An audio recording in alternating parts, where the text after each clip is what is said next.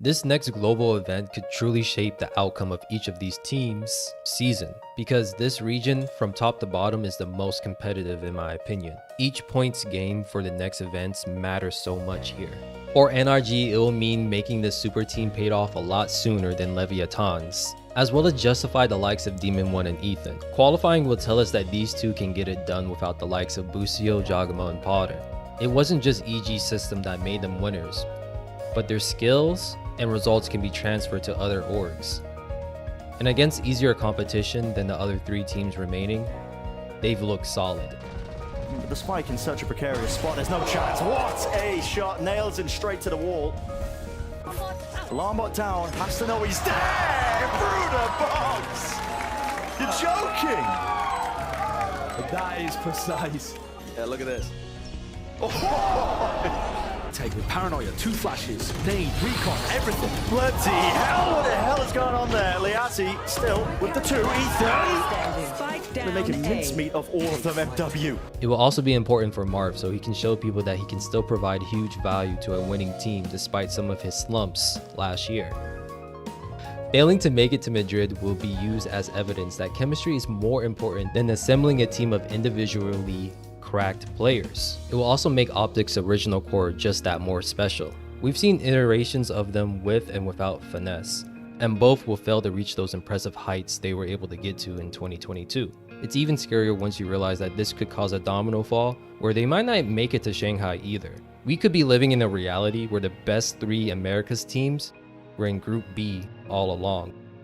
Their next opponent is Sentinels, who have been more impressive throughout kickoffs, but mainly because they have faced stronger teams.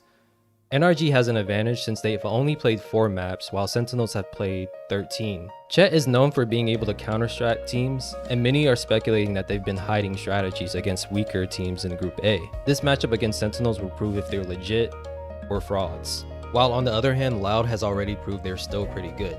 Getting to Madrid will show the world that they're still a global threat, and possibly one of the few teams that could take down Fnatic like how they did twice in Champs 2023. Only Kawazine and Sadak remain from this team's original core, formed way back when they went by Picada e Amigos. They will be one of the few players and teams that go through a couple of meta changes and still remain dominant, with the help of Tuez and Les of course. I think making it to Madrid will also help QCK's too since he's a new addition. His first couple of games outside of Ascent have been shaky, but at the same time, he went against a very strong Sentinels defense on Split, as well as Aspas, who really wanted to prove that Loud made a mistake in not trying harder to keep him. Overall, it would be nice to see Loud at the global stage again, especially with that crazy Ascent comp. This is a problem to solve. It's the same Util combo, that is deadly. God, the nade, the molly. So you can't swing Heaven. Aftershock for Hell, so you can't play Hell. They've got so much utility coming through. Molly behind her too, I mean it's just a guaranteed kill. Where do you anchor against this comp? The default composition on Ascent, when they won Champions, AXX. And it sounds super simple, but if you're amazing at it, it's pretty difficult to stop. Juicy K hunting. I really want to see how it holds up against other top teams in different regions. It could really shake things up on that map if teams choose not to ban it. Failing to make it to Madrid would suck for a number of reasons. The first is that it all but means South America most likely will not have any teams to represent them. It will also hurt their future chances too, since getting those points are very important. I could definitely see them qualify for champs if they fail to make it to Madrid, but Shanghai would just be that much harder to qualify for, especially since their best map so far in Ascent is next up on the list of places to get rotated out in competitive play. It's safe to say they are seen as favorites in their match against the former world champions, Evil Geniuses. Just like NRG, EG has an advantage where they played less maps than Loud. Potter can cook up a counter strategy just like how she did against G2. However, tactics can only go so far. Like Mike Tyson says, everyone has a plan until they get punched in the mouth. And Loud's util heavy Ascent comp is the definition of getting jabbed in the face repeatedly. However, Evil Geniuses being able to punch their way to Madrid would be insane. It would show other America orgs that there are other ways of making a good team outside of just buying the best players. We will also get an instant underdog story heading into Spain. This team is filled with players who were once seen as great, but for one reason or another are currently slept on to a point where they may have not even been competing in Tier 1 if Evil Geniuses kept their original core. Getting to Madrid will show that Potter is a solid coach, and yes, the haters will complain about the huge advantage that they got, but other teams did as well, and a good coach would use those advantages nonetheless. We already seen some other teams kind of fall short because of coaching decisions in this region. So just having those advantages doesn't mean that any other team would have qualified too. Getting to the next Masters events would be great for the likes of Derek too, and show that 100 Thieves may have been the problem all along.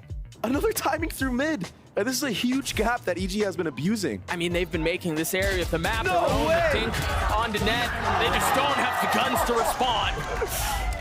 Does not seem to be interested in any of it. Paranoia. What a flash. It's gonna hit both. He's gonna find them both. He gets the first. He has to switch weapons. Right click, not connecting. Buying some time, nothing but 3 bullets. Tries to grab the weapon and it's just out of reach. Derek with a massive round. Of course, seeing Jogamo at the global stage will give him the opportunity to show the world that he may be the best Raze in VCT. Doesn't sound like the Rocket found any value, but Jogamo continues to push. 2 fall. Valorant on the swing out. What a response from EG. A slow start. Maybe then he will get more respect. Moreover, it would be crazy if him and Potter are the only 2023 champs to make it to Madrid. The grass isn't always greener on the other side would be a phrase that would echo in the former EG members' heads. They are not seen as favorites though. Failing to make it to Spain wouldn't be the worst thing ever for this team since there's less outside pressure for them to. Basically, a lot of people do not expect much from them. However, this might be their best chance to make it to an international stage this year.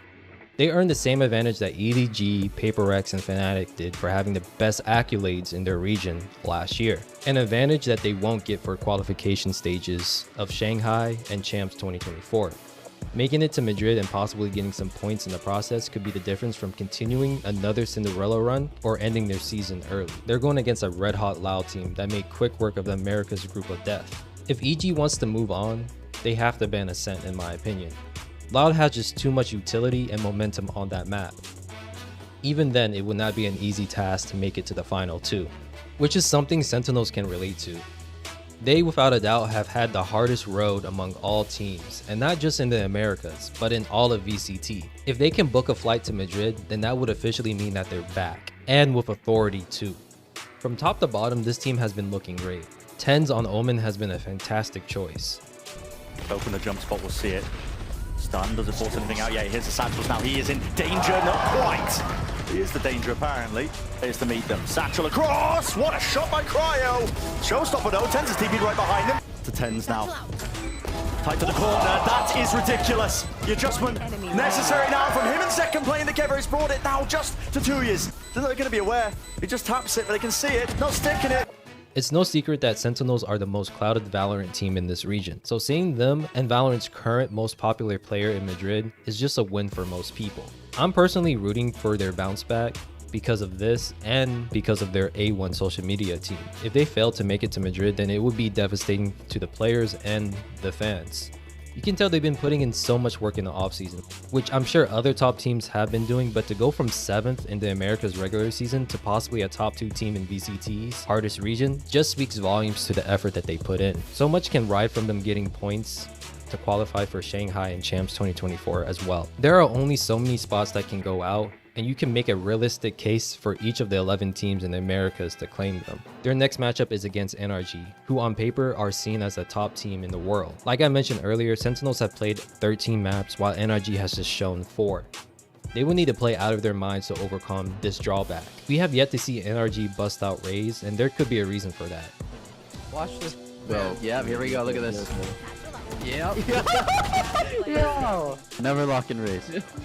Demon 1 probably won't be playing her for good reason. He will still be a dangerous factor on any agent, but I'd rather take my chances with another person from their team playing Duelist rather than their best player. So a map where Raze is a must might be the play here. They will also need to ban Breeze or let Tens go to work with Yoru on that map as well. The stats and eye tests have already told us that the combo of Tens on KO and Zekken opping on Jet is not a winning recipe.